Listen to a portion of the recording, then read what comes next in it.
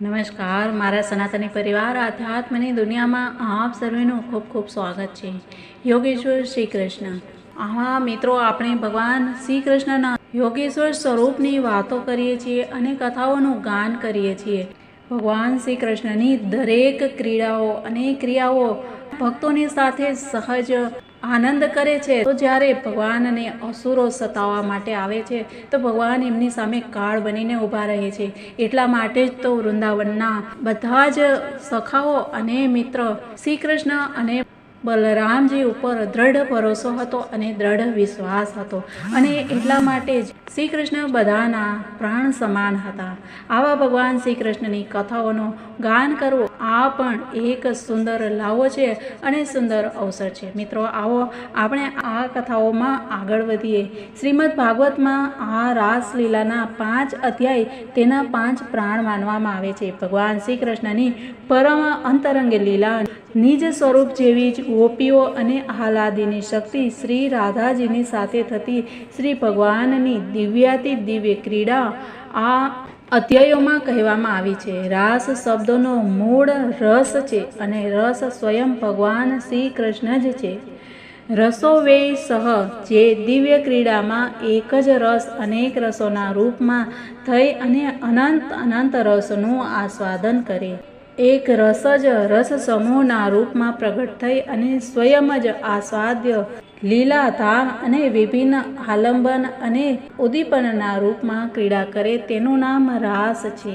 ભગવાનની આ દિવ્ય લીલા ભગવાનના દિવ્ય ધામમાં દિવ્ય રૂપે નિરંતર થયા કરે છે. આ ભગવાનની વિશેષ કૃપાથી પ્રેમી સાધકોના હિતાર્થે ક્યારેક ક્યારેક પોતાના દિવ્ય ધામની સાથે જ પૃથ્વી પર પણ પ્રકટ થાય છે. જેને જોઈ, સાંભળી અને ગાઈને તથા સ્મરણ ચિંતન કરીને અધિકારી પુરુષો રસ સ્વરૂપ ભગવાનની આ રસમયી લીલાનો આનંદ લઈ શકે અને સ્વયં પણ ભગવાનની લીલામાં સામેલ થઈ અને પોતાને કૃતાર્થ કરી શકે. આ પંચાધ્યાયીમાં વંશી ધ્વનિ, શ્રી કૃષ્ણ સાથે ગોપીઓની વાતચીત, રમણ, શ્રી રાધાજી સાથે અંતર્ધાન, પુનઃ પ્રાગટ્ય, ગોપીઓ દ્વારા આપેલા વસ્ત્રના આસન પર બેસવું, ગોપીઓના પ્રશ્નોના ઉત્તર, રાસ નૃત્ય ક્રીડા, જલક્રીડા અને વનવિહારનું વર્ણન છે, જે માનવી ભાષામાં હોવા છતાં વસ્તુતઃ પરમ દિવ્ય છે. સમયની સાથે જ મનુષ્યના વિચારો પણ બદલાય છે. ક્યારેક અંતરદ્રષ્ટિની પ્રધાનતા થઈ જાય છે તો ક્યારેક બહિર્દ્રષ્ટિની. આજનો યુગ જ એવો છે જેમાં ભગવાનની દિવ્ય લીલાઓની વાત જ સી, સ્વયં ભગવાનના અસ્તિત્વ પર જ વિશ્વાસ નથી. આવી સ્થિતિમાં આ દિવ્ય લીલાનું રહસ્ય ન સમજીને લોકો જાત જાતની શંકાઓ કરે, તેમાં કોઈ આશ્ચર્યની વાત નથી. આ લીલા અંતરદ્રષ્ટિથી અને ખાસ તો ભગવત કૃપાથી જ સમજમાં આવે છે.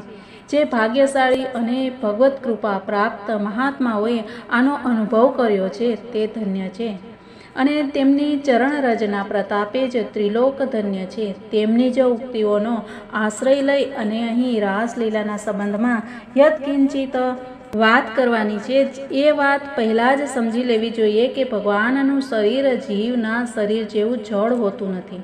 જળની સત્તા માત્ર જીવની દ્રષ્ટિમાં હોય છે, ભગવાનની દ્રષ્ટિમાં નહીં. આ દેહ છે અને આ દેહી છે. આ પ્રકારનો ભેદભાવ માત્ર પ્રકૃતિના રાજ્યમાં હોય છે.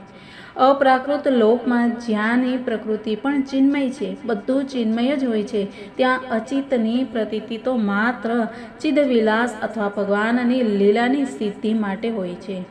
તેથી સ્થૂળમાં અથવા એમ કહો કે જડતામાં રહેનારું મસ્તિષ્ક જ્યારે ભગવાનની અપ્રાકૃત લીલાઓના સંબંધમાં વિચાર કરે છે ત્યારે તે પોતાની પૂર્વ વાસનાઓ પ્રમાણે જડ રાજ્યની ધારણાઓ, કલ્પનાઓ અને ક્રિયાઓનો જ આરોપ તે દિવ્ય રાજ્યના વિષયમાં કરે છે. તેથી દિવ્ય લીલાના રહસ્યને સમજવામાં અસમર્થ બની જાય છે. આ રાસ વસ્તુતઃ પરમ ઉજ્જવળ રસનો એક દિવ્ય પ્રકાશ છે. જળ જગતની વાત તો દૂર રહી, જ્ઞાનરૂપ અથવા વિજ્ઞાનરૂપ જગતમાં પણ આ પ્રગટ થતું નથી. વધારે શું કહેવું, સાક્ષાત ચિન્મય તત્વમાં પણ આ પરમ દિવ્ય ઉજ્જવળ રસના લેશનો આભાસ પણ જોવામાં આવતો નથી. આ પરમ રસનો દિવ્ય આનંદ તો પરમ ભાવમય શ્રી કૃષ્ણ પ્રેમ સ્વરૂપા ગોપીજનોના મધુર હૃદયમાં જ થાય છે. આ રાસલીલાના યથાર્થ સ્વરૂપનો અને પરમ માધુર્યનો આસ્વાદ તેમને જ મળે છે. બીજા લોકો તો તેની કલ્પના પણ કરી શકતા નથી. ભગવાન જેવી જ ગોપીઓ પણ પરમ રસમયી અને સચ્ચિદાનંદમયી જ છે.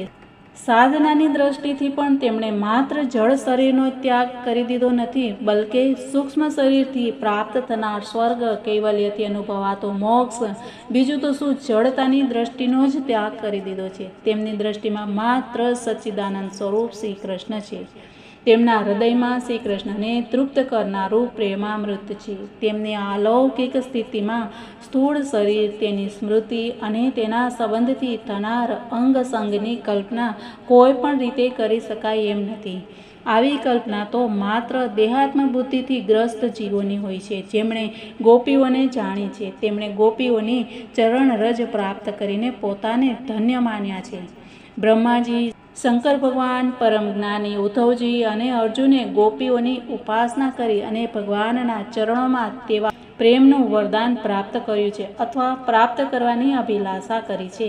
તે ગોપીઓના દિવ્ય ભાવને સાધારણ સ્ત્રી પુરુષના ભાવ જેવો માનવો એ ગોપીઓ, ભગવાન અને ખરેખર તો સત્ય પ્રતિ મહાન અન્યાય કરવાનો અપરાધ છે. આ અપરાધથી બચવા માટે ભગવાનની દિવ્ય લીલાઓનો વિચાર કરતી વેળા તેમની અપ્રાકૃત દિવ્યતાનું સ્મરણ રાખવું બહુ જરૂરી છે. ભગવાનનું ચિદાનંદ શરીર દિવ્ય છે. તેઓ અજન્મા અને અવિનાશી છે, અપ્રાકૃત છે. તેઓ નિત્ય સનાતન શુદ્ધ ભગવત સ્વરૂપ જ છે. એ જ પ્રમાણે ગોપીઓ દિવ્ય જગતની ભગવાનની સ્વરૂપભૂતા અંતરંગી શક્તિઓ છે.